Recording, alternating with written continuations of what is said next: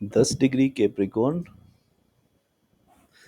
यहाँ से लेकर 23 डिग्री कैप्रिकॉर्न मकर राशि में, ये है पूरा स्पैन श्रावण नक्षत्र का। श्रावण नगर नक्षत्र पूरी तरह से मकर राशि में फॉल करता है। श्रावण नक्षत्र बर्थ नक्षत्र है श्री बलराम का, जो श्री कृष्ण के बड़े भाई थे। नॉर्थ इंडिया में श्री बलराम का जो लेजेंड है वो इतना सेलिब्रेट नहीं किया जाता। साउथ इंडिया में स्पेशली उड़ीसा में इनका जो लेजेंड है वो बहुत ही धूमधाम से मनाया जाता है। रथ यात्रा निकाली जाती है, जगन्नाथ रथ यात्रा, जिसमें श्री कृष्ण, बलराम और सुभद्रा की झांकियाँ निकाली जाती हैं। सो बहुत बड़ा फेस्टिवल है। श्रावण नक्षत्र जो है वो पूरे ज़ोडिएक में सबसे बेनिफिशियल नक्षत्र है, और ऐसा कहा जाता है कि इस नक्षत्र में अगर कोई काम शुरू किया जाता है तो वो हमेशा अपने कंप्लीशन तक पहुंचता है, अधूरा नहीं रहता। सो ये है श्रावण नक्षत्र जो पड़ रहा है मकर राशि में यहाँ पर। अब देखते हैं कि ये किस किस नक्षत्र के साथ रिलेटेड है और क्या क्या लेजेंड इसके साथ जुड़े हुए हैं। सबसे पहले बलराम का नक्षत्र है, श्री बलराम का नक्षत्र है। वो बड़े भाई थे श्री कृष्ण के, जिनका नक्षत्र है, बर्थ नक्षत्र है रोहिणी नक्षत्र। अब जब भी विष्णु अवतार लेते हैं तो उनके साथ आदिशेष भी प्रकट होते हैं। जैसे हमने श्री राम का देखा, श्री राम के साथ राजकुमार लक्ष्मण, जिनका जन्म हुआ था अश्लेषा नक्षत्र में, जो था नागों का नक्षत्र, क्योंकि आदिशेष है। और श्रावण का जो नक्षत्र है ये भी श्रावण के महीने से रिलेटेड है, सावन के महीने से रिलेटेड है, जिसमें सांप देखे जाते हैं, नाग देखे जाते हैं। इसके अलावा ये रिलेटेड है फिर से रोहिणी नक्षत्र से, क्योंकि जो लेजेंड है उसके अकॉर्डिंग जो रोहिणी थी वो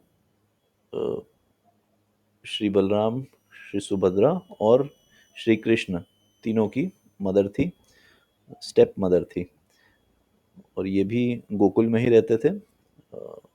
श्री बलराम और श्री कृष्ण ये दोनों, श्री बलराम 7वें पुत्र थे देवकी के, और श्री कृष्ण 8वें पुत्र थे।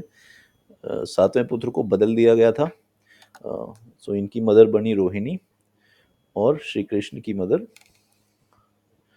जो इनके 8वें पुत्र थे। तो ये दोनों अलग अलग मदर से इनका बर्थ हुआ, तो ये स्टेप ब्रदर्स हुए। सो अब ये 3 भाई बहन हुए, श्री बलराम, श्री कृष्ण और सुभद्रा।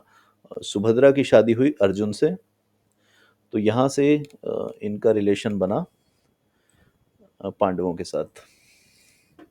इसके अलावा ये कनेक्टेड है रेवती नक्षत्र से। श्री बलराम का एक और लेजेंड है कि जो रेवती थी, रेवती सतयुग से थी और श्री बलराम थे द्वापर युग से। रेवती का भी एक लेजेंड है। रेवती अपने पिता के साथ ब्रह्मा जी के पास गई, ये सतयुग की बात है, अपने लिए वर तलाश करते हुए। ब्रह्मा जी उस समय व्यस्त थे किसी काम में, तो उन्होंने थोड़ी देर वेट करनी पड़ी। सो जब ब्रह्मा जी से उनकी मुलाकात हुई और उन्होंने कहा कि मैं अपनी बेटी रेवती के लिए वर ढूंढ रहा हूँ, सूटेबल मैच ढूंढ रहा हूँ, तो अब बताइए इनमें से कौन सा मैच देखें जो हम शॉर्ट लिस्ट करके आए हैं।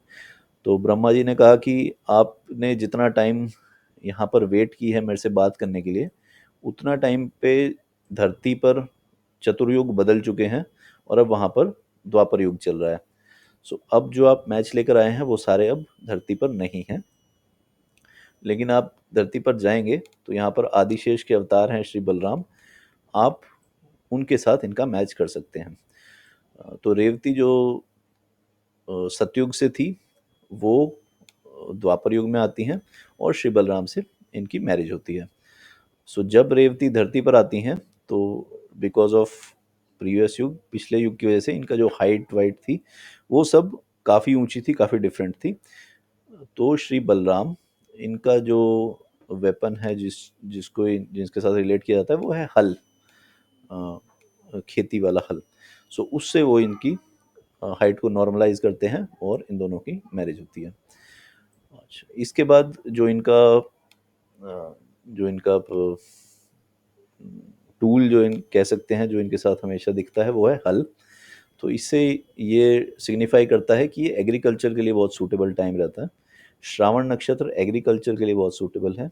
दूसरा, ये नागों से रिलेटेड है क्योंकि ये आदिशेष के अवतार थे। नॉर्थ में नॉर्मली आदिशेष का अवतार माना जाता है, स्पेशली उड़ीसा में इनको विष्णु का ही अवतार माना जाता है और जगन्नाथ रूप में एज इंडिपेंडेंट विष्णु अवतार में पूजा की जाती है। तो रिलेशन है इनका अश्लेषा नक्षत्र से, नागों का नक्षत्र होने के कारण रोहिणी नक्षत्र से।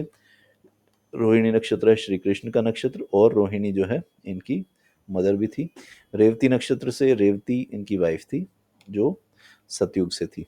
और श्रावण नक्षत्र मोस्ट बेनिफिशियल नक्षत्र है पूरे ज़ोडिएक में। इस टाइम कोई भी नया काम शुरू करना बहुत ही पॉजिटिव रहता है, इसके हमेशा अच्छे रिजल्ट मिलते हैं।